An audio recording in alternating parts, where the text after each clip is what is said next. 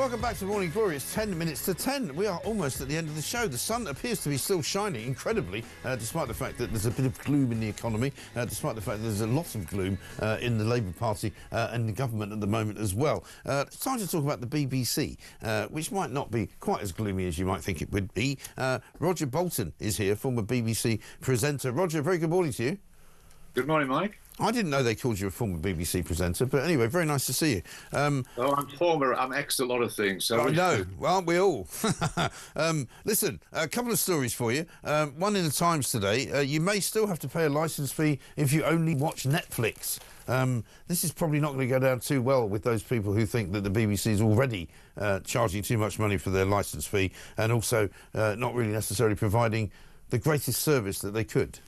Yeah, I don't think this is a serious proposal. I mean, what's going on at the moment is that there's a genuine review of all the possible ways of funding the BBC. And, the license, we all know what's wrong with the licence fee. It's regressive. A lot of people are increasingly not paying it. Yeah. The trouble is, when you look at the alternatives, a lot of them are worse.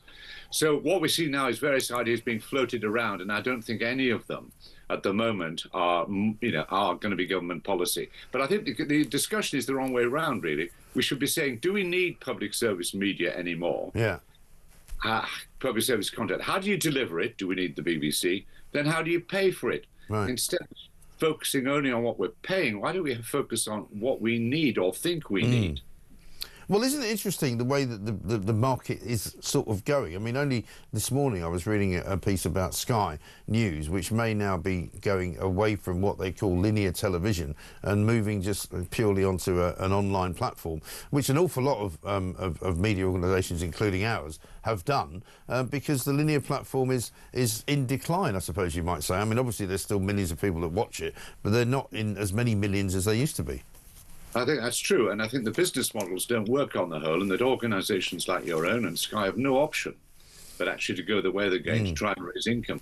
But that's when you say, is there such a thing as market failure?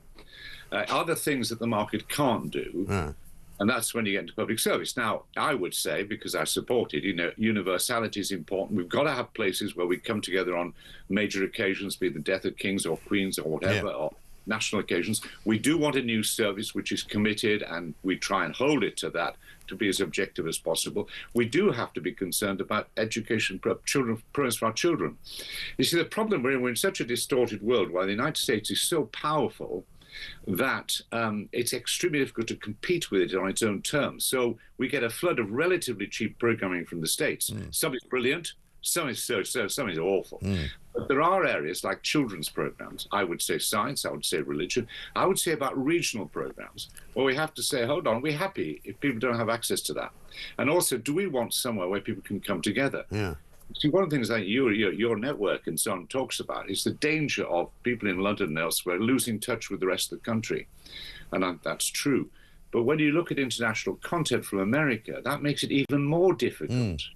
But doesn't that mean? But isn't that also an argument for not broadcasting that on a sort of what you might call a linear platform? You know, Channel 4, for example, which prides itself on being, an independent, left-leaning organisation which provides, some of its own programming, but an awful lot of its own programming, if you look at it, is actually brought in imports from the US. And once you get past the news and the documentaries after about 9 o'clock at night, it's all old episodes of Friends and old episodes of American sitcoms. It's kind of, what's the point of that? Yeah, well, I know, but that's not an accident. There's a real problem in terms of the advertising market in this country, which Channel 4 depends upon. That's going down. When you look at the BBC and the licence fee, through a deliberate act of government, right or wrong, BBC licence fee is now worth, in real terms, 38% less than it was 2010. So as you had a situation where the Netflix giants get loads and more money, you get the domestic people having less money. And the other thing, what we have to decide as society, do we want to intervene or not? Do we want to say we want local news? We want children's programs. We want drama made about the north of England.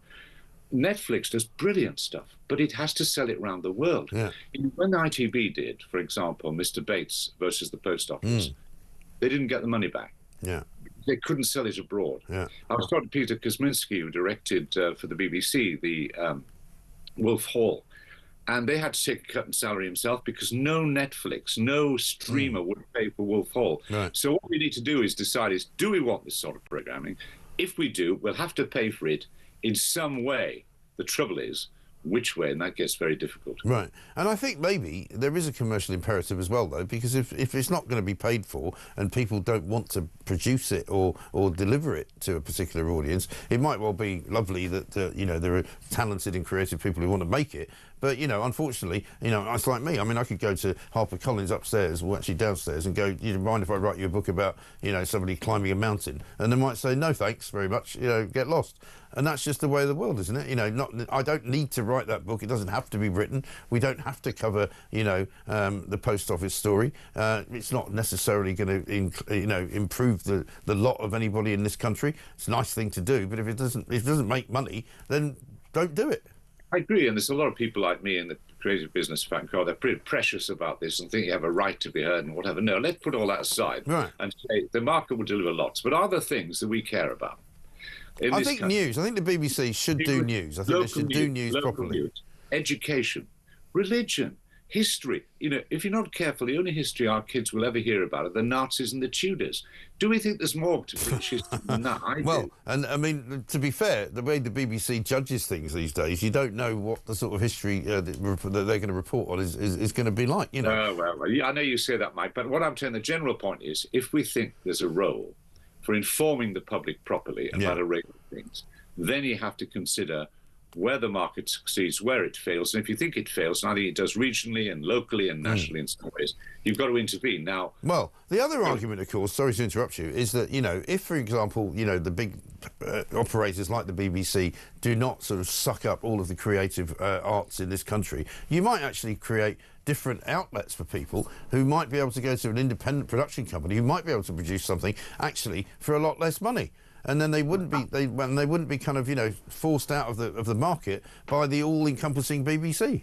Yeah, the problem with independent production, because the independents, of course, can make programs for the BBC as well as Channel 4 and 8, is that because the money going into independent production has been reduced, the revenue available to the BBC and elsewhere is down. What they're trying to go is big hits and cheap programming. And what's missing in the middle, in my view, is a range of good documentary programs and other things and plays that we'd like to see. But that's a function of an economic model that doesn't work.